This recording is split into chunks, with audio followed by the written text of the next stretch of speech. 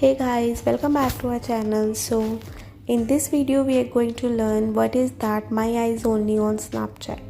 So Snapchat has recently added a new feature which allow us to see your photos or the videos or the clips which you have just downloaded or saved to your memories to a particular person which have been just know your My Eyes password or whatever.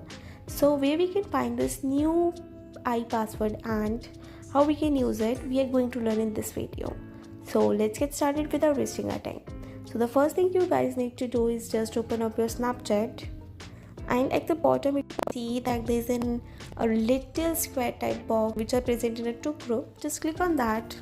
Just click on snaps on your any of the snap you want to, and after that there's an option for hide which is like a eye mark and just a little cross sign. Just click on that hide part, and you can see that my move snaps to My Eye Only are they out of the way when they are showing memories to your friends.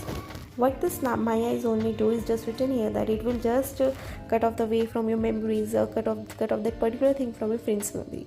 So just click on quick setup, and here you have to write a password for just entering My Eyes Only, and just like I'm just going to enter 8080.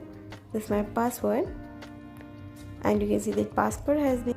So that's all for this video.